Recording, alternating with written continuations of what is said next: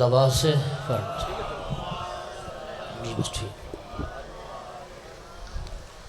تمام احباب سے التماس ہے شہدائے ملت جعفریہ کی بلندی درجات کے لیے صدر اسلام سے آج تک راہ محبت و ولایت میں جان دینے والوں کے لیے بالخصوص وہ محبان آل رسول جو دنیا سے چلے گئے اور بعد میں ان کا کوئی فاتحہ پڑھنے والا نہیں رہا، انہیں یاد کرتے ہوئے اپنے اپنے مرحومین کو یاد کرتے ہوئے اور بالاخص بانی مجلس سادات کرام شیرازی صاحبان شبیر شیرازی صاحب کے جو خاندان کے مرحومین مرحومات ہیں ان سب کے لیے بھی ایک مرتبہ سورہ فاتحہ اور 3 بار سورہ توحید کی تلاوت فرما دیں۔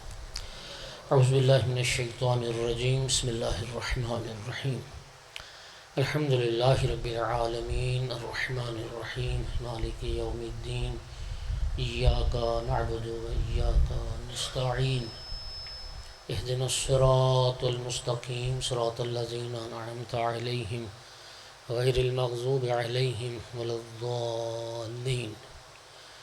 بسم اللہ الرحمن الرحیم، قل هو اللہ احد اللہ الصمد لم یلد ولم یولد ولم یکن له کفوا احد۔ بسم اللہ الرحمن الرحیم، قل هو اللہ احد اللہ الصمد لم یلد ولم یولد ولم یکن له کفوا احد۔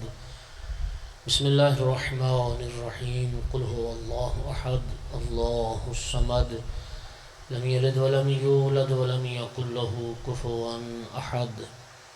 اللہم اغفر للمؤمنین والمؤمنات والمسلمین والمسلمات الاحیاء منہم والاموات، اللہم تابع بیننا وبینہم بالخیرات انکا مجیب الدعوات انکا علی کل شیء قدیر۔ کریم اللہ بحق شہیدان کربلا و بحق اسیران کربلا بانیان مجلس کی توفیقات خیر میں اضافہ فرما، مولا ان کے رزق حلال میں برکت عطا فرما، ان کے مرحومین کو شفاعت محمد و آل محمد نصیب فرما۔ اے کریم اللہ بحق محمد و آل محمد دنیا میں کسی مومن کو کسی کمینے کا محتاج نہ فرما۔ پروردگار آل محمد کی عزت اور عظمت کا واسطہ جب تک زندگی رہے معرفت کے ساتھ بار بار والی کربلا کی زیارت نصیب فرما، مر جائیں تو شفاعت نصیب فرما۔ اے میرا اللہ بحق محمد و آل محمد علیہ الصلوۃ والسلام، جو مومنین بیمار ہیں شفاء کاملہ عطا فرما، جو بے اولاد ہیں نیک اولاد عطا فرما، جنہیں بیٹیاں عطا کی نیک صالح بیٹے عطا بھی فرما۔ مجتبیٰ شیرازی صاحب مولا نیک صالح اولاد عطا فرما۔ کریم آل خالق بحق محمد و آل محمد جتنے مومنین تنگ دست ہیں مولا وسیع حلال رزق نصیب فرما۔ پروردگارہ بحق محمد و آل محمد بالخصوص جو جوان بے روزگار ہیں، نوکری نہیں کاروبار نہیں، باعزت روزگار عطا فرما، کسی مومن کو کسی کمینے کا محتاج نہ فرما۔ اے کریم اللہ ہمیں ہماری اولاد کو ہماری اولاد کی اولاد کو اور قیامت تک آنے والی ہماری نسلوں کو مولا علی علیہ السلام کا بہترین شیعہ بنا، مولا حسین علیہ السلام کا بہترین عزادار بنا، وارث عزا یوسف زہرا امام صاحب العصر علیہ السلام کے ظہور میں تعجیل فرما، حضرت حجت کے حامیان و ناصران نوکران و منتظران سے ہمارا شمار فرما۔ ربنا تقبل منا انکا انت السمیع العلیم۔ تمام دعاؤں کی قبولیت کے لیے بلند صلوات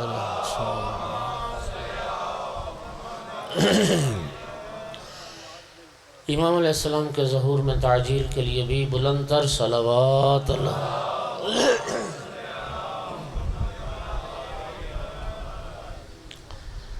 اعوذ باللہ من الشیطان اللعین الرجیم، بسم اللہ الرحمن الرحیم، الحمد للہ رب العالمین والعاقبۃ للمتقین والجنۃ للمؤمنین والنار للمنافقین،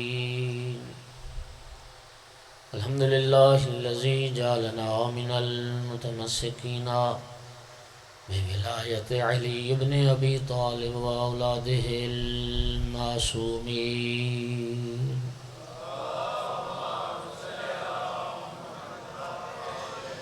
الحمد للہ الذی جعلنا من الباقین علی سید الشہداء و اولادہ و اصحابہ المظلومین۔ الصلاة والسلام والتحیۃ والإکرام علی رسولہ الکریم شفیع المذنبین آنیس الغریبین رحمت للعالمین عنی العبد المؤید الرسول المسدد المحمود الاحمد المصطفى الامجد ابو القاسم محمد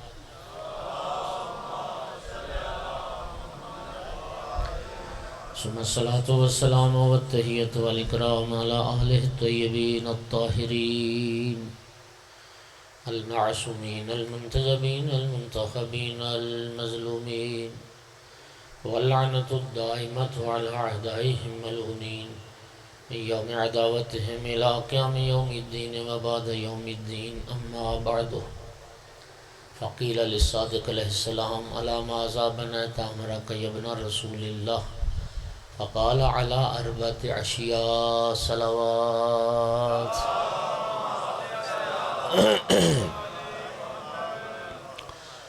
مومنین کرام، چھٹے امام کی خدمت میں کسی نے سوال کیا کہ فرزند رسول علی ماذا بنیت امرک، اس کا آسان ترین ترجمہ یہ ہے کہ سائل نے پوچھا کہ مولا آپ نے اپنے زندگی گزارنے کے کون سے اصول بنا رکھے ہیں اور کن اصولوں کے مطابق زندگی گزارتے ہیں؟ فقال علی اربعۃ اشیاء، مولا نے فرمایا میرے زندگی گزارنے کے 4 اصول ہیں، 4 اصولوں کے مطابق میں زندگی بسر کرتا ہوں۔ اب بظاہر امام علیہ السلام کا یہ جواب اس سائل کے لیے جس نے سوال کیا ہے، لیکن منصب امامت، منصب ہدایت اور منصب راہبری ہے۔ امام علیہ السلام کا یہ جواب در حقیقت قیامت تک آنے والے ہر اس فرد کے لیے ہے جو خود کو جعفری کہلانے پر فخر محسوس کرتا ہے۔ میری زندگی کے 4 اصول ہیں۔ پہلا اصول، علمت ان رزقی لا یاکلہ غیری فاطمأننت، مجھے علم ہے، یقین ہے اس بات کا کہ میرا رزق میرا غیر نہیں کھا سکتا، میں اللہ کی ذات پر مطمئن رہتا۔ انسان جن چیزوں کی فکر میں غرق رہتا ہے نا، سب سے بڑی چیز وہ معاش کی فکر ہے، ایسے ہے یا نہیں؟ روٹی روزی کی فکر ہے، بلکہ حقیقت تو یہ ہے کہ اس فکر معاش نے فکر معاد بھلا دی ہے، یعنی روٹی روزی کی فکر نے جو آخرت کی فکر ہے وہ بھلا دی ہے۔ وہ جنوبی پنجاب کا ایک شاعر نہیں، شاکر شجاع آبادی، تو ہاں جی، وہ اس کی بڑی معروف نظم تھی، اللہ کرے مجھے شعر یاد آ جائے، اس کا ایک شعر ہے، میڈا خالق رعایت کر نمازاں رات دیاں کر دے، وہ کہتا ہے میرا اللہ ساری نمازیں رات کی کر دے، کیوں؟ وہ کہتا ہے 12 دی روٹی پوری کرن واسطے شام ہو جاندی۔ فکر معاد ختم ہو گئی اس معاش کی روز، یعنی انسان شب و روز اسی فکر میں، پیسہ کیسے کمانا ہے، دنیا کیسے کمانی ہے، روٹی روزی سے بڑھ کے فکر ہے نا۔ نبی کریم نے فرمایا تھا ایاکم و مجالست الموتا، مردوں کے پاس نہ بیٹھنا۔ علماء بیٹھے میری مجلس میں، مردوں کی صحبت اختیار نہ کرنا، مردوں کی ہم نشینی سے بچو۔ عرض کی گئی یا رسول اللہ اس سے آپ کی کیا مراد ہے، مردوں کے پاس نہ بیٹھو؟ سرکار نے ارشاد فرمایا دنیا دار لوگ جن کی مجلس اور محفل میں صرف دنیا کی باتیں ہوتی ہیں، پیسہ کمانے کی باتیں ہوتی ہیں، کاروبار کی باتیں ہوتی ہیں، وہ مردہ لوگ ہیں، اور ان کی صحبت تمہیں بھی مردہ کر دے۔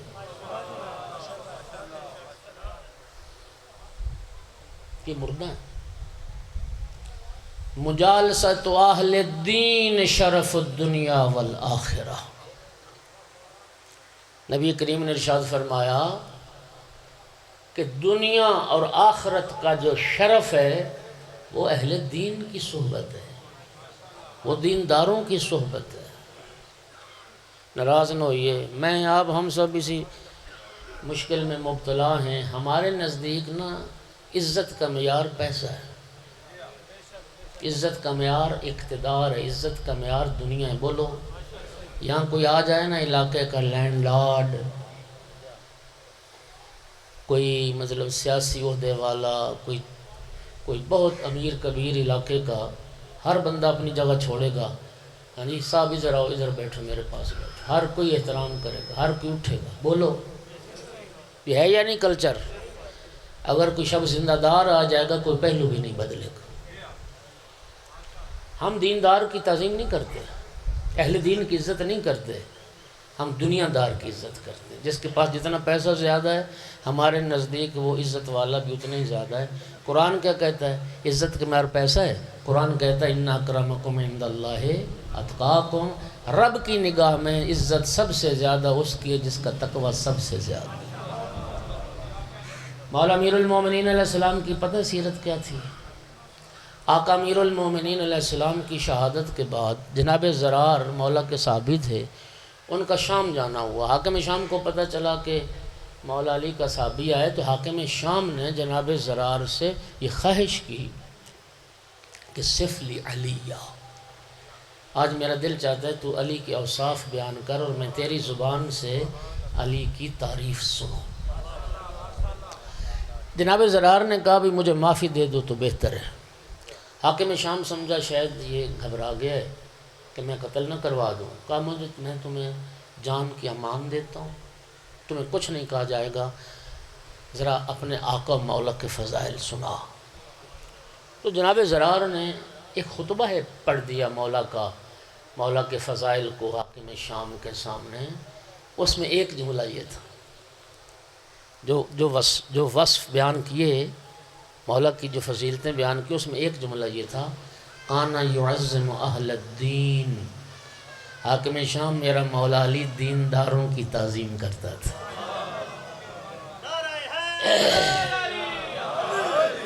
اہل دین کی تعظیم، اللہ اکبر،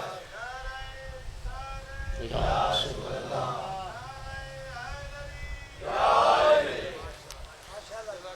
اہل دین کی تعظیم کرتے تھے۔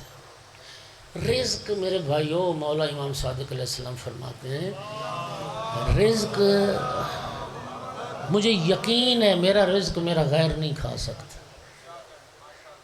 تو رزق کے حوالے سے پریشان ہیں۔ کیا خوبصورت جملہ مولا امیر المومنین نے فرمایا ہے، تعجب ابن آدم سے جس چیز کی ضمانت اللہ نے لی ہے وہ بھی اسی چیز کی فکر کرتے، اور جو چیز اس کو خود بنانی ہے، کمانی ہے، حاصل کرنی ہے، وہ ہے اس کی آخرت، وہ ہے جنت، اس کی فکر ہی نہیں کرتا۔ بندہ یہ سمجھتا ہے کہ اللہ نے میری جنت کی ضمانت لے لی ہے، روٹی روزی میں نے خود کمانی ہے۔ مولا علی فرماتے ہیں نہیں، روٹی روزی کی ضمانت اللہ نے لی، جنت تو نے خود کمانی ہے۔ ایسے ہی ہے، جنت کی ضمانت رب نے نہیں لی، رزق کی ضمانت لی۔ وَمَا مِن دَابَّةٍ فِي الْأَرْضِ إِلَّا عَلَى اللَّهِ رِزْقُهَا، اللہ قرآن پاک میں فرما رہا ہے کوئی زیرو ایسا نہیں ہے جس کا رزق اللہ نے اپنے ذمے نہ لیا۔ کیا خوبصورت جملہ فرمایا تھا، تیرے رب نے تیرے دنیا میں آنے سے پہلے تیرے رزق کا بندوبست کیا ہے۔ تیرے دنیا میں آنے سے پہلے جس نے رزق کا بندوبست کیا وہ تجھے پیدا کرنے کے بعد بھول جائے گا، وہ بھولے گا۔ امام مجتبیٰ علیہ السلام سے فرمایا تھا بیٹا رزق دو طرح کا ہوتا ہے، یا بنی الحسن الرزق رزقان، رزق تطلبہ رزق یطلبک، بیٹا ایک وہ رزق ہے تو جس کی تلاش میں رہتا ہے، ایک وہ رزق ہے جو تیری تلاش میں رہتا ہے۔ قرآن پاک میں رزق کی جب اللہ بات کرتا ہے نا تو دو لفظ آتے ہیں، یرزقہ من حیث یحتسب ومن حیث لا یحتسب۔ وہ کریم وہاں سے بھی رزق دیتا ہے جہاں سے انسان کا کوئی گمان ہوتا ہے، روزی ملنے کے امکانات ہوتے ہیں، اور وہ کبھی وہاں سے بھی دیتا ہے جہاں انسان کا وہم و گمان بھی نہیں ہوتا۔ نہج البلاغہ میں جملہ مولا امیر المومنین کا آقا نے فرمایا کیوں روزی کے لیے پریشان ہوتے ہو؟ کسی انسان کو ایک صحرا میں ایک کوٹھڑی میں بند کر دیا جائے، کوئی روزن سوراخ نہ ہو، مولا فرماتے ہیں رزق تو اس کو بھی ملے گا۔ حیران ہو کہ کسی نے پوچھا مولا ایک بندے کو قید کر دیا گیا صحرا میں مکفل، مولا رزق کہاں سے آئے گا؟ فرمایا جہاں سے اس کی موت آئے گی، اور اس تک موت آ سکتی ہے تو رزق بھی کیوں؟ جس کے قبضہ قدرت میں موت ہے اسی کے قبضہ قدرت میں رزق ہے۔ البتہ رزق کا مفہوم وسیع، ہم نے رزق کے مفہوم کو نا محدود کیا ہے۔ ہم صرف سمجھتے ہیں کہ پیسے ڈالر ہی رزق ہوتا ہے، روٹی پانی رزق ہوتا ہے، نہیں، ہر عطا پروردگار رزق ہے۔ یہ ایمان رزق ہے، یہ صحت رزق ہے، توفیق اطاعت رزق ہے، توفیق بندگی رزق ہے، نہیں سمجھے؟ امام علیہ السلام بارہویں امام سے ایک دعا منسوب ہے، اچھا اس دعا میں جتنی چیزیں وہ سب رزق ہے۔ اللہم ارزقنا، یہاں سے شروع ہوتا ہے، اللہم ارزقنا توفیق الطاعت و بعد المعصیہ۔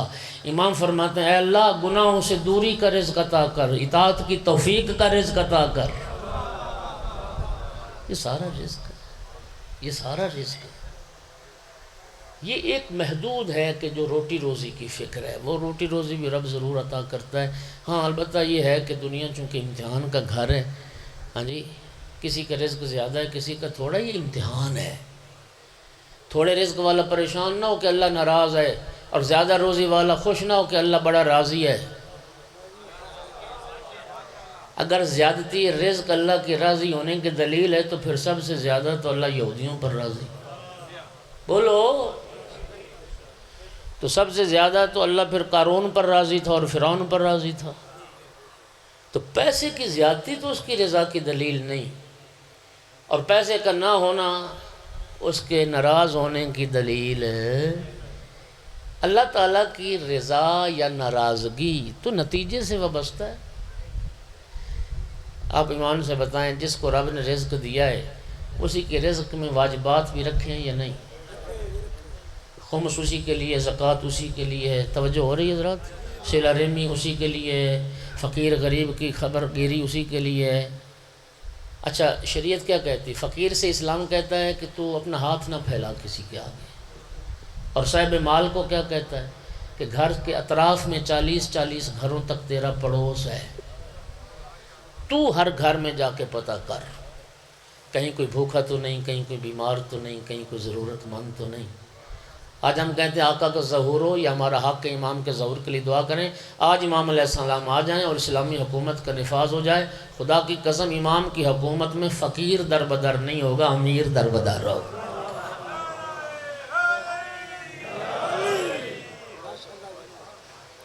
روزی دے گا اللہ پاک۔ کیا جملہ مولا امیر المومنین نے فرمایا تھا کہ رزق کے معاملے میں توکل علی اللہ پرندوں سے سیکھو۔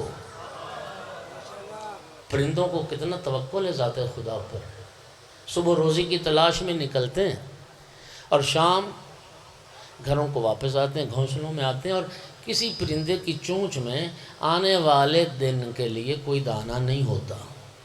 کیوں؟ ان پرندوں کو یہ یقین ہے کہ جس رب نے آج روزی دی وہ کل بھی۔ نبی پاک بھی فرماتے ہیں یا ابن آدم ہر روز کا رزق تجھے ملتا ہے اور پھر بھی تو پریشان رہتا ہے۔ ہر روز کی روزی ملتی ہے پھر بھی پریشان رہتا ہے، اور ہر روز تیری زندگی سے ایک دن کم ہو رہا ہے اور تو خوش رہتا ہے۔ تیری زندگی ختم ہو رہی ہے اور تو خوش رہتا ہے۔ تو پرندوں سے سیکھو توکل علی اللہ۔ بابا بلے شاہ صوفی شاعر ہیں نا، تو ان کے 4 مصرے، اور میں یہ سمجھتا ہوں کہ انہوں نے مولا علی علیہ السلام کے اسی فرمان کو نظم کیا ہے اجازت سناؤں پنجابی میں ان کے 4 مصرے۔ بابا بلے شاہ کہتا ہے اسمانہ تے اڑدے پنچھی ویکھتے سہی کی کر دے نے۔ پرندوں سے سیکھو، اسمانہ تے اڑدے پنچھی ویکھتے سہی کی کر دے نے، نہ وہ کر دے رزق ذخیرہ نہ وہ بھوکے مردے نے۔ نہ وہ کر دے رزق ذخیرہ نہ وہ بھوکے مردے نے، کدی کسے نے پنکھ بکھیرو بھوکے مردے ویکھے نے، بندے ہی کر دے رزق ذخیرہ بندے ہی بھوکے مردے۔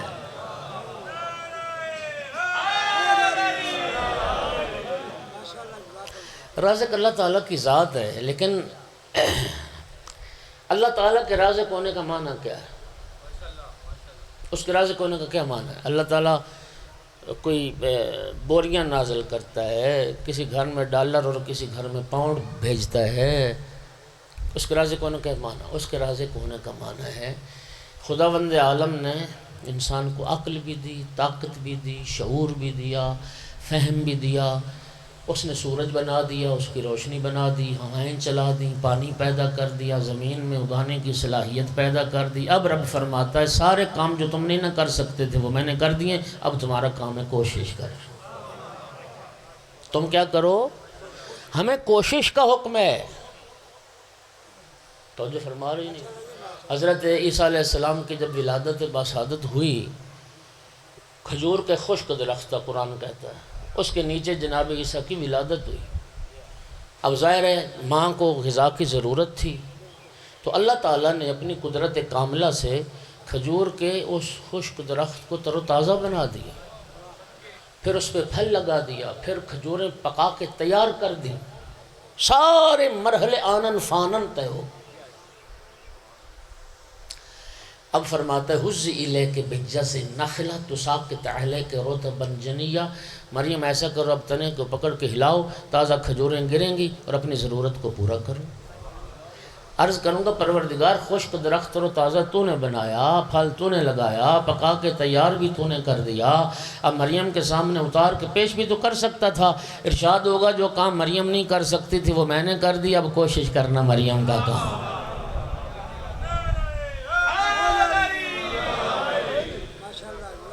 ہاں البتہ ایک بات، اسلام،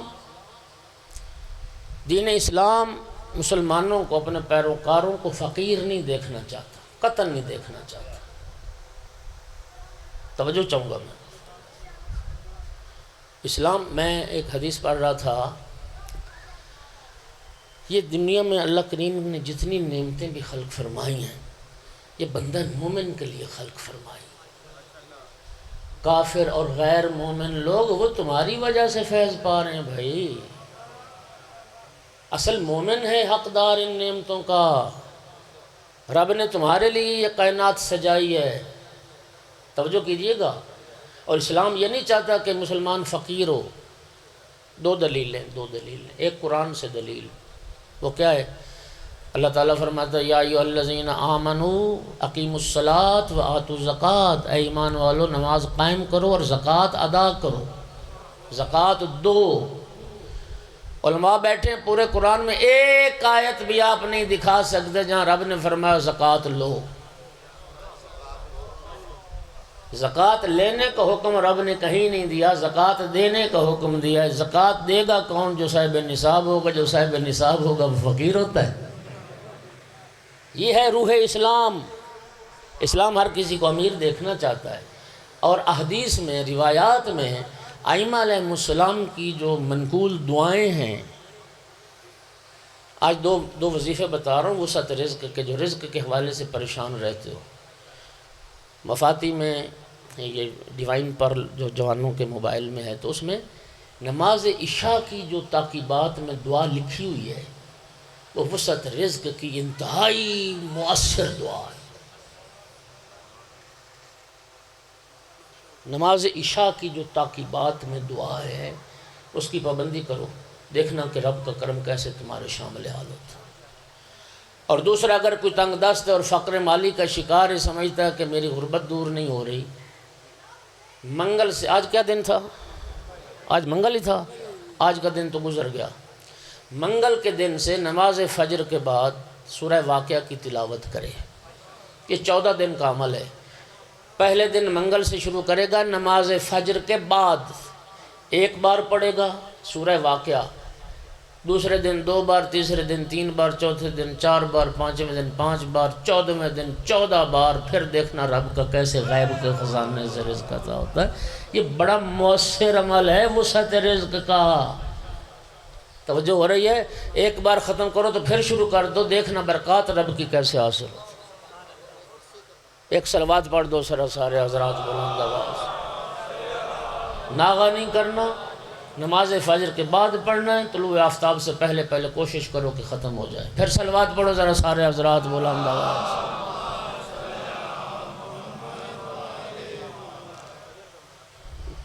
ہاں جی، ہاں سارا رولا تو ہی ہے، وہ کہتے ہیں کوئی اٹھے گا تو پڑھے گا نا۔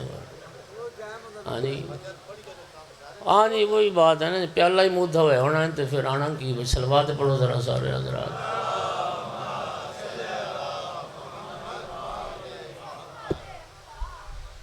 اور کوشش کرو رزق حلال کماؤ۔ بلکہ میں اگر یوں کہوں نا تو غلط نہیں کہہ رہا، رب کے کاغذوں میں رزق حلال ہی رزق ہے، جو حرام ہے وہ رزق ہے ہی نہیں، وہ حرام ہی حرام ہے، وہ رزق ہے ہی نہیں۔ چونکہ رزق کہتے ہیں اللہ کی عطا کو، تو اللہ کی جو عطا ہے وہ تو حلال ہے، وہ اللہ تو حرام دیتا ہی نہ حرام کی اجازت دیتا۔ اور سنو میں کیا عرض کر رہا ہوں، یقین کرنا دوستو، نبی کریم صلی اللہ علیہ وآلہ وسلم نے فرمایا تھا عبادات کے ہیں 10 حصے۔ کتنے ہیں؟ تمام عبادات کتنے حصے؟ 9 حصے عبادت رزق حلال کمانا ہے، 9 حصے عبادت۔ اور یہ جس کو ہم عبادت سمجھتے ہیں نا، یہ تیری نماز، یہ روزہ، یہ حج، یہ خمس، جہاد، زکوٰۃ، یہ تیری تہجد اور تیری عزاداری اور یہ ساری عبادات، یہ ساری عبادات ایک حصہ ہے، 9 حصے عبادت صرف حلال کمانا ہے۔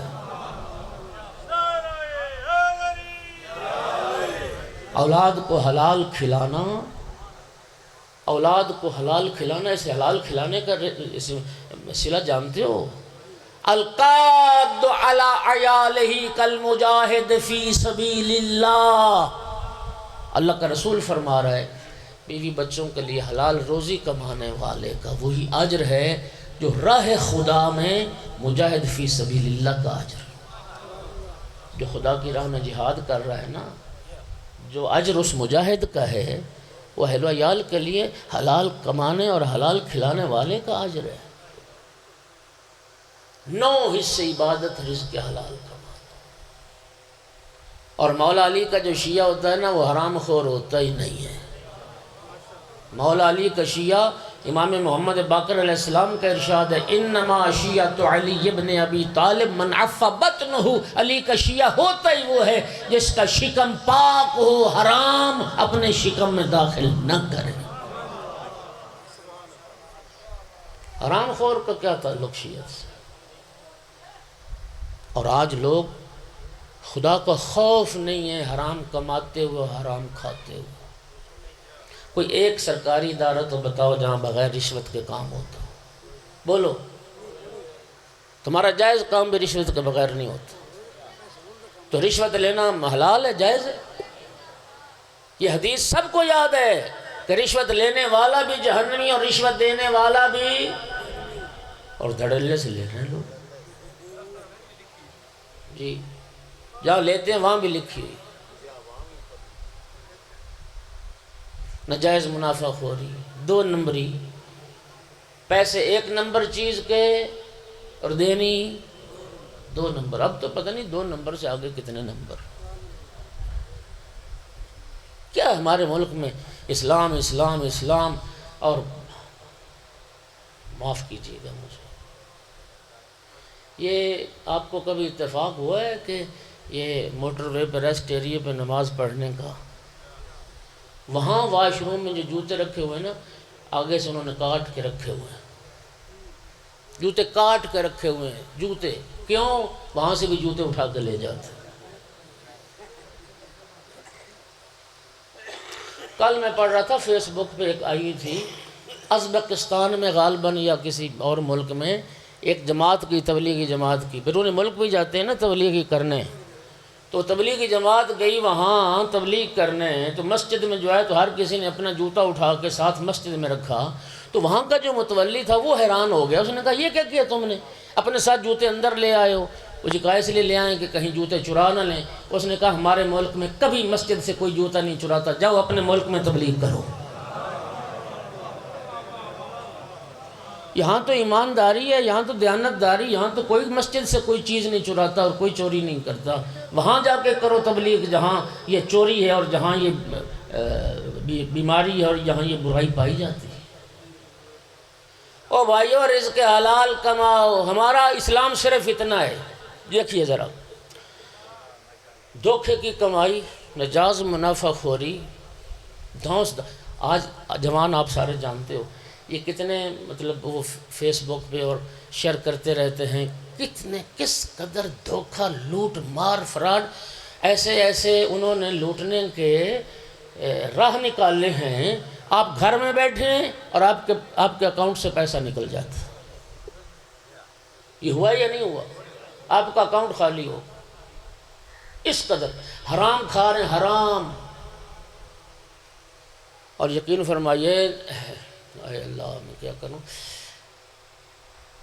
ہمارا اسلام صرف اتنا ہے، کمائی حرام کی ہے، کمائی رشوت کی ہے، اور حلال گوشت کی دکان تلاش کر رہا ہے۔ حلال گوشت کہاں سے ملتا؟ اور بھائی جب کمائی حرام کی ہے، بکرا یا خنزیر کھا تو کیا صرف خنزیر حرام ہے؟ جس طرح خنزیر حرام ہے، اللہ کا دین رشوت کو بھی اسی طرح حرام کہتا ہے۔ ہاں، یہ حرام کی کمائی سے بکرا خرید لوگ تو حلال ہو جائے گا؟ حرام ہی رہے گا نا۔ سارا سال حرام کماؤ، پھر رمضان میں عمرہ کرنے مکے چلے جاؤ۔ تمہاری بھی بات کر لیتا ہوں، سارا سال حرام کماؤ، سال کے بعد ایک بڑا جلسہ کرا لیا، نامور لوگ بلا لیے۔ انما یتقبل اللہ من المتقین، رب کا اعلان ہے قرآن میں، اللہ ہر کسی کا عمل قبول نہیں کرتا، اللہ متقین کے اعمال قبول کرتا ہے، اور حرام خور متقی نہیں ہوتا۔ حرام خور تو حرام خور ہوتا ہے۔ حرام کھانے والا، ہر گھر میں پریشانی ہے، کیا کریں جی؟ اولاد بگڑ گئی، نافرمان ہوگی، لقمہ حلال تو ہم نے کھلایا نہیں اولاد کو، تو تیری کیا خیال ہے، بڑی مطیع اور فرما بردار بنیں گی اولاد؟ یہ لقمہ حرام کے وضعی اثرات ہیں میرا بھائی، اثرات، خدا کی قسم اثرات ہیں، لقمہ حرام کے اثرات ہیں۔ ایک اثر یہ ہے، ایک اثر، روز عاشور امام حسین علیہ السلام نے کم از کم 3 خطبے دیے ہیں، اور مولا حسین علیہ السلام نے، خدا جانتا ہے نبی اور امام جو ہوتا ہے نا، وہ امت کا بہت خیر خواہ ہوتا ہے، یقین کر دیں خیر خواہ ہوتا ہے۔ آل رسول نے اپنے دشمنوں کو معاف کیا ہے کہ نہیں کیا؟ کیوں کیا ہے؟ صرف اس لیے کہ جہنم سے بچ جائے۔ آل رسول امت کے خیر خواہ ہیں۔ امام حسین علیہ السلام نے آخری وقت میں بھی شمر سے کہا تھا، مجھے قتل نہ کر، میرے خون سے ہاتھ رنگین نہ کر، میں تیری نجات اور شفاعت کا ضامن ہوں۔ یعنی آخری وقت بھی مولا حسین نے چاہا کہ یہ جہنم میں نہ جائے، میرا نانا کا امتی جہنم سے بچے۔ مولا حسین نے آخری وقت میں تعارف کروایا ہے، او یزیدیو، مشرق سے مغرب تک چلے جاؤ، پوری دنیا میں میرے سوا کوئی جوانان جنت کا سردار نہیں ہے۔ جاؤ، میری بات کی تصدیق نہیں کرتے، زید ابن ارقم سے پوچھو، جابر ابن عبداللہ انصاری سے پوچھو، سہل بن سعد ساعدی سے پوچھو، انس بن حارث قاہلی سے پوچھو، یہ اصحاب میرے نانا کے ابھی زندہ ہیں، جاؤ ان سے پوچھو، ان سب نے نہیں سنا تھا میرے نانا کی زبان سے الحسن والحسین سید الشباب حالے، میرے سوا کوئی جوانان جنت کا سردار نہیں، اور وہ فرزند رسول کو قتل کر رہے تھے۔ پھر مولا نے فرمایا، مجھے علم ہے، میں نے اتمام حجت کرنا ہے، مجھے علم ہے کہ میری باتیں تم پر اثر نہیں کریں گی، اور اس کی وجہ کیا ہے؟ لِأَنَّ بُطُونَكُمْ مُوْلِئَتْ مِنَ الْحَرَامِ، تمہارے شکم حرام سے بھرے ہوئے ہیں، تمہارے شکم حرام سے بھرے ہوئے ہیں، تمہاری غذا حلال ہوتی تو کلام معصوم تم پر اثر کرتا، کلام امام تم پر اثر کرتا۔ معلوم ہوا ایک اس لقمہ حرام کا اثر یہ ہے، ایک اللہ کا کلام اثر نہیں کرتا، رسول اللہ کا کلام اثر نہیں کرتا جو حرام خور ہو، اور امام معصوم کا کلام اثر نہیں کرتا جو حرام خور۔ وہاں کسی مولوی کی بات کیا اثر کرے گی؟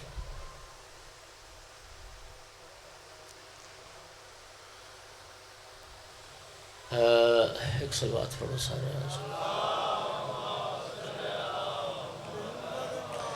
ایک بندہ آیا نبی پاک کے پاس، یا رسول اللہ مجھے اسم اعظم تعلیم کریں، اسم اعظم۔ رسول اللہ نے فرمایا کیا کرنا چاہتے ہو اسم اعظم کو؟ یا رسول اللہ میں چاہتا ہوں اسم اعظم کے ذریعے جو دعا مانگوں میری مستجاب ہو جائے۔ سرکار نے فرمایا غیر اللہ کی محبت دل سے نکال دے اور لقمہ حلال کھا، پھر جس نام سے بھی اللہ کو پکارے گا نا وہی اسم اعظم بن جائے۔ 40 دن تک دعا مستجاب نہیں ہوتی اگر ایک لقمہ بندہ حرام کا کھا لے۔ تو میرے بھائیو رزق کے حوالے سے پریشان ہیں، وہ کیا جملہ خوبصورت ہے، سچ بول کے ہار جانا بہتر ہے جھوٹ بول کر جیت جانے سے۔ اگر تو ہوتی نہ صرف دنیا، موت نہ ہوتی، آخرت نہ ہوتی، جنت دوزخ کا تصور نہ ہوتا، پھر تو ٹھیک ہے دبی آؤ کام نو۔ اور اگر مرنا ہے، اور اگر موت کا سامنا ہے، اور اگر اللہ کے حضور پیش ہونا ہے، اور اگر اپنے اعمال کا جواب دہ ہونا ہے، تو پھر یہ 40 50 60 70 سال کی زندگی خدا کے لیے یہ اللہ کے رسول اور اہل رسول کے حکم کے مطابق گزار لو، پھر انشاءاللہ جنت اور نعمات جنت تمہارا انتظار کر۔ حضرت ابو ذر رضی اللہ تعالی عنہ جلیل المرتبت صحابی، کیا عظمت تھی حضرت ابو ذر کی۔ شیعہ سنی نے لکھا تیسرے یا چوتھے فرد تھے جنہوں نے اسلام قبول کیا، نبی پاک کے ہاتھ پر بیعت کی، اور نبی کریم صلی اللہ علیہ وآلہ وسلم نے حضرت ابو ذر سے جو بیعت لی تھی وہ اس بات پر لی تھی، اس شرط پر لی تھی کہ ابو ذر مجھ سے وعدہ کرو ساری زندگی کلمہ حق کہو گے۔ وہ جو پہلے دن رسول اللہ سے وعدہ کیا، بخدا قسم ساری زندگی اس وعدے کو رسول اللہ کے ساتھ کیے ہوئے وعدے کو نبھایا۔ کلمہ حق کہتے تھے اللہ کے قرآن کے خلاف اور سرکار کے فرمان کے خلاف، جو بات دیکھتے تھے ٹوکتے تھے، روکتے تھے، نہ کسی گورنر کو خاطر میں لاتے تھے، نہ کسی حاکم کی پرواہ کرتے تھے، نہ کسی خلیفے کی پرواہ کرتے تھے۔ یہ معمولی بات نہیں ہے، یہ معمولی بات نہیں ہے۔ ایسے تو نہیں رسول اللہ نے فرمایا تھا ما اضلت الخضراء ولا اقلت الغبراء علی ذی لہجۃ اصدق من ابی ذر، آسمان نے کسی شخص پر سایہ نہیں کیا اور زمین نے کسی شخص کے بوجھ کو نہیں اٹھایا جو ابو ذر سے بڑھ کر سچا ہو۔ ہمارے یہاں اصل میں یہ جو کچھ روایات زیادہ شہرت پا جاتی ہیں نا، تو اس کے علاوہ جب ایک غیر مشہور حدیث سنتے ہیں تو ہمیں چونک جاتے ہیں کہ یہ کیا ہو گیا۔ یہ جناب سلمان کے لیے تو آپ نے سنا ہوا نا کہ سرکار نے فرمایا السلمان منا اہل البیت۔ حضرت ابو ذر کے لیے بھی رسول اللہ نے فرمایا ابو ذر منا اہل البیت، ابو ذر بھی ہمارے اہل بیت میں سے۔ مولا امیر المومنین علیہ السلام ایک دن حضرت ابو ذر کو یاد کرتے ہوئے رو پڑے۔ آقا کیا ہوا ابو ذر کو یاد کر کے روئے کیوں؟ فرمایا مجھے ابو ذر کی غربت اور مظلومیت پہ رونا آیا ہے۔ تنقید کرتے تھے، اعتراض کرتے تھے، پرواہ نہیں کرتے تھے۔ کسی نے حاکم مدینہ سے کہا کہ بھیڑ بکریاں چرانے والا بھوکا چرواہا۔ اس ابو ذر کی جرت اتنی بڑھ گئی کہ بھرے دربار میں آ کے حاکم وقت پر تنقید شروع کر دیتا۔ کسی نے مشورہ دیا بھوکا ہے پیسے لگا کے منہ بند کرو اس کا۔ حاکم مدینہ نے رات کی تاریکی میں 100 دینار کی 3 تھیلیاں حضرت ابو ذر کے لیے بھجوائیں۔ دینار سونے کے ہوتے تھے، 300 دینار سرخ۔ غلام دینار لے کے حضرت ابو ذر کے دروازے پہ دق الباب کیا۔ ابو ذر باہر تشریف لائے۔ ابو ذر یہ حاکم مدینہ نے تمہارے لیے 300 دینار بھیجا ہے۔ فرمانے لگے اچھا سبحان اللہ، مسلمانوں کا بیت المال اتنا امیر ہو گیا ہے کہ ہر مسلمان کو 300 دینار دیا جا رہا ہے۔ کہا نہیں ہر مسلمان کے لیے نہیں، ابو ذر صرف تمہارے لیے بھیجیں گے 300 دینار، بہت بڑی رقم سونے کے دینار۔ فرمایا لے جاؤ واپس، اس بیت المال سے کسی دوسرے مسلمان کو کچھ نہ ملے اس سے ابو ذر بھی لینے کو تیار نہیں۔ کہ ابو ذر میری خاطر قبول کر لو، میرے حاکم نے مجھ سے کہا ہے کہ اگر ابو ذر تجھ سے دینار قبول کر لے تو میں تمہیں آزاد کر دوں گا۔ غلام تھے نا، میں آزاد کر دوں گا، میری آزادی کی خاطر ہی قبول کر لو۔ بڑا خوبصورت جملہ فرمایا، فرمایا یہ کہاں کا انصاف ہے، تمہیں آزادی دلوا کے خود غلامی اختیار کر لو۔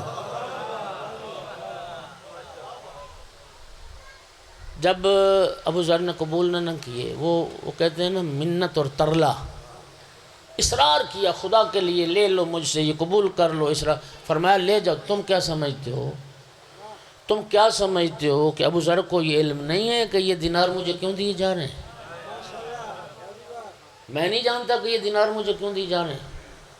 لے جاؤ، ناراض ہو گئے حضرت ابو ذر، لے جاؤ دینار میرے دروازے سے، اور خبردار تمہیں جرت کیسی ہوئی کہ رات کی تاریکی میں میرے دروازے پر یہ دینار لے کے آؤ۔ جملہ سننا، کائنات قربان کر دوں۔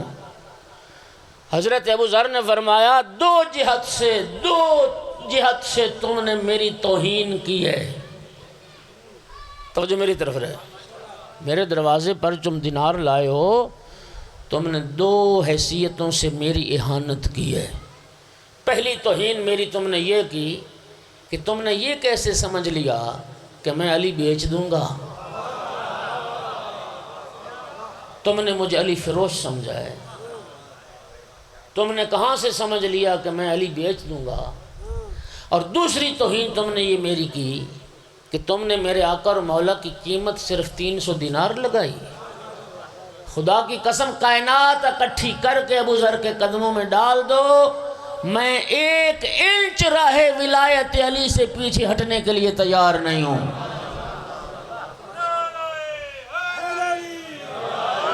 میں اپنے آقا مولا کی حمایت سے دستبردار نہیں ہو سکتا، میں نہیں پیچھے ہٹوں گا اس راہ ولایت سے۔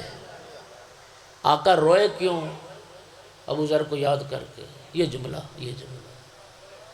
مولا علی علیہ السلام فرما رہے ہیں جس رات حضرت ابو ذر نے 300 دینار سونے کا ٹھکرا دیا تھا، تیسرا دن تھا، ابو ذر کے گھر فاقہ تھا۔ 3 دنوں سے ابو ذر کے گھر فاقہ تھا، ابو ذر کے بیوی بچے بھوکے تھے۔ رزق حلال۔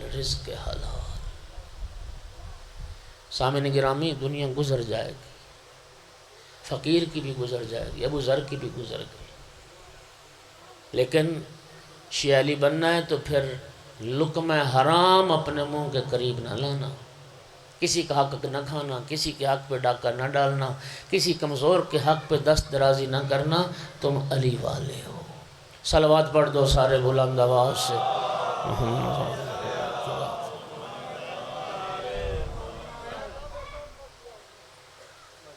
ٹائم تو دیکھنا پڑتا ہے نا جی، پھر ٹائم نہ دیکھیں تو پھر کیسے معاملہ ہے؟ نہیں، محبت ہے، یہ وہ محبت میں بات کر رہے ہیں، اور یہ سب آپ کا عشق ہے، یہ پیار ہے۔ خدا کرے، میں تو خدا کی قسم ایسے پیار کرنے والوں کا میں تو شکریہ ادا کر سکتا ہوں، میرے پاس تو لفظ نہیں ہے۔ یہ جذبہ جس دن ملت میں بیدار ہو جائے گا، ہاں جی، یہ جذبہ، میں تو ایک چھوٹا سا طالب علم ہوں بھائی، جب علماء سے عشق بڑھ جائے گا، محبت بڑھ جائے گی نا، جس دن علماء کو لوگ سننے لگ جائیں گے، اللہ جانتا ہے ہمارے حالات بدل جائیں گے، عقیدے بھی ٹھیک ہو جائیں گے، انشاءاللہ عمل کی بھی اصلاح ہو جائے گی، ہم بعمل شیعہ بن جائیں گے انشاءاللہ۔ جی بس تھوڑی سی ڈائریکشن جو ہے وہ چینج کرنے کی ضرورت۔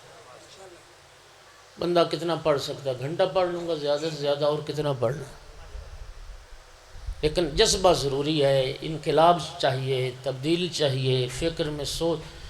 میں ابھی سن رہا تھا آیت اللہ کمال حیدری کا ایک جملہ، وہ فرماتے تھے کہ ہم نے تو کربلا کو صرف محدود کیا صرف آل رسول کے مصائب میں، بس بولو، ہم کربلا جو ہے بیان ہوتی صرف اس میں مصائب کی حد تک ہے، بس اور کچھ نہیں۔ آل رسول سے یہ ظلم ہوا، مولا حسین سے یہ ہوا، مولا حسین کے اصحاب سے یہ ہوا، مولا حسین کے اولاد سے یہ ہوا، مولا امیر المومنین علیہ السلام کی اولاد سے یہ ہوا، نبی زادیوں سے یہ صرف ظلم بیان ہوا، صرف مصائب بیان ہوئے، اور صرف ایک پہلو مظلومیت والا بیان ہوا ہے بس۔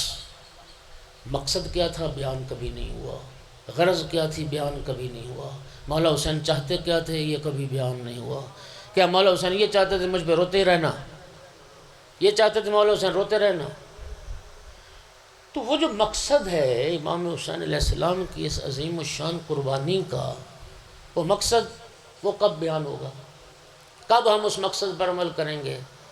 خدا کی قسم مولا حسین علیہ السلام کے قیام کا ایک مقصد امر بالمعروف اور نہی عن المنکر ہے۔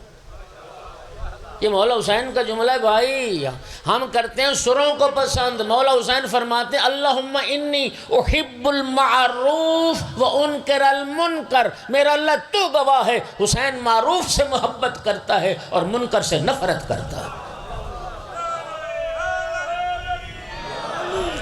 اور اگر ہمارے اندر بھی معروف سے محبت، نیکیوں سے محبت کا جذبہ پیدا ہو جائے گا اور گناہوں سے نفرت ہمارے اندر پیدا ہو جائے گی، تو اس کا مطلب یہ ہے کہ ہم مولا حسین علیہ السلام کے اس مقصد کی طرف ہمارا قدم اٹھ رہا ہے جس مقصد کے لیے مولا حسین نے قربانی دی۔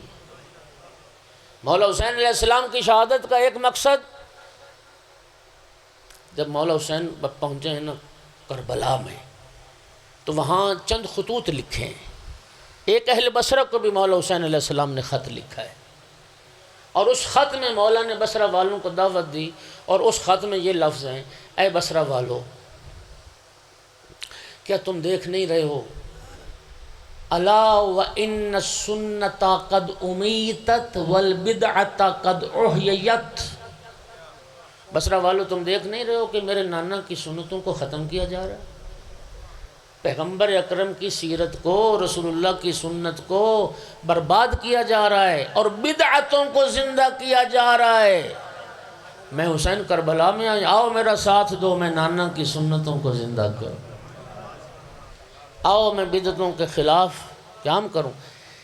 یہی مقصد امام زمانہ کے ظہور کا بھی ہے، جو مولا حسین کے کربلا میں آنے کا مقصد، دین کو زندہ کرنا، رسول اللہ کی سنتوں کو زندہ کرنا، احیاء دین کرنا اور بدعتوں کو ختم کرنا۔ جس دن ہم بدعات کو ختم کرنے کے لیے اور سرکار کی سنتوں کو زندہ کرنے کے لیے قدم اٹھائیں گے، تو اس کا معنی یہ ہے کہ ہم مولا حسین کے اس مقصد اور ہدف کے لیے قدم اٹھا رہے ہیں، ہم اس مقصد کے قریب ہو رہے ہیں جس مقصد کے لیے مولا حسین علیہ السلام نے جانیں قربان کی۔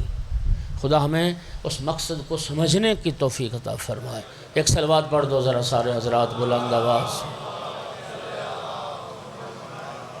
میں دو جملے صرف ذکر مصیبت کا عرض کروں گا، وقت نہیں رہا، زندگی باقی، ملاقات باقی۔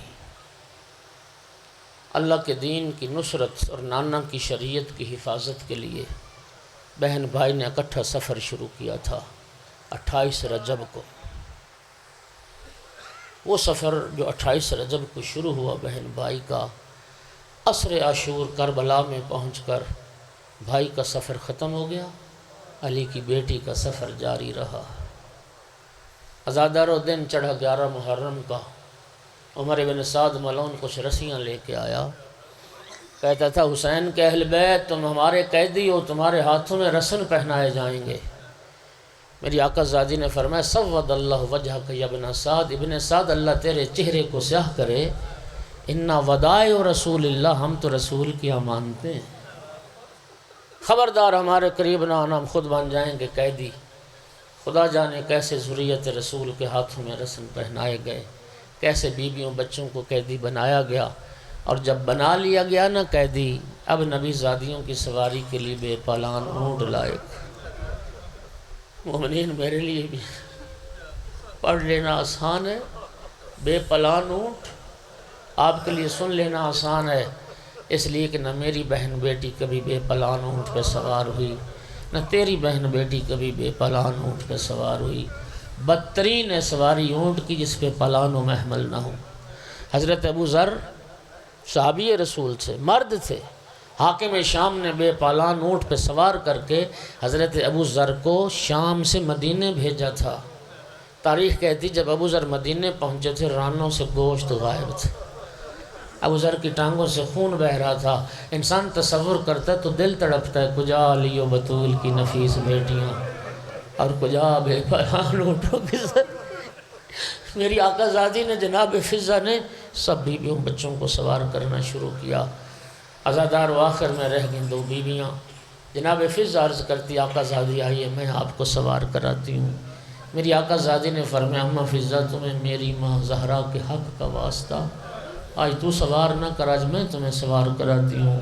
عزادر ہوگی جناب فضہ بھی سوار، کربل کے بن میں تنہا رہ گئی علی کی بیٹی، ناظرت یمیناً و شمالا، کبھی دائیں دیکھتی تھی کبھی بائیں دیکھتی تھی۔ جب کوئی سوار کرانے والا نظر نہیں آیا، ایک مرتبہ فرات کا رخ کیا اور ایک جملہ فرمایا عباس اٹھ زینب کو سوار کرا، مدینے سے کربلا تک تو مجھے سوار کراتا رہا، آج کوئی سوار کرانے والا نہیں ہے۔ یہ جملے سنے تیرے بیمار امام نے، سید الساجدین آگے بڑھے، عرض کی پھوپھی اماں کون رہ گیا سوار کرانے والا؟ پھوپھی اماں کس کا انتظار کر رہی ہیں؟ جو مدینے سے کربلا تک سوار کراتا رہا، وہ فرات کے کنارے بازو کٹوا کے سو گیا۔ پھوپھی اماں میں گھٹنے زمین پر ٹیکتا ہوں، آپ میری پشت کا سہارا لے کے سوار ہو جائیں۔ بیمار کربلا نے گھٹنے زمین پر ٹیکے، میری آقا زادی بیمار بھتیجے کی پشت کا سہارا لے کے سوار ہو گئی۔ ظالموں نے اونٹوں کو اٹھایا، ایک خاکستری رنگ کا اونٹ تھا جو ہر اونٹ کے منہ کے ساتھ منہ لگا کے اپنی بولی میں کچھ کہتا تھا۔ جب یہ اونٹ بولتا تھا نا تو باقی اونٹ روتے تھے۔ میری آقا زادی نے جب یہ منظر دیکھا، سید سجاد سے پوچھا سجاد بیٹا تو امام وقت ہے، تو جانوروں کی بولی جانتا ہے، بیٹا مجھے بتا تو صحیح اونٹ آپس میں کیا باتیں کر رہے ہیں اور یہ آپس میں کیا باتیں کر رہے ہیں اور رو کیوں رہے ہیں؟ اس وقت سید سجاد نے عرض کی پھوپھی اماں یہ جانور ایک دوسرے کو وصیت کر رہے ہیں آرام سے چلنا، احتیاط سے چلنا، تمہاری پشت پر آم قیدی نہیں، یہ علی و بطول کی بیٹیاں، یہ محمد کی نواسیاں، انہیں نہیں پہچانا تو نانا کی امت نے نہیں پہچانا، آرام سے چلنا، علی کی بیٹیوں کو تکلیف نہ ہونے پائے۔ الا لعنت اللہ علی القوم الظالمین وسیعلم الذین ظلموا ای منقلب ینقلب۔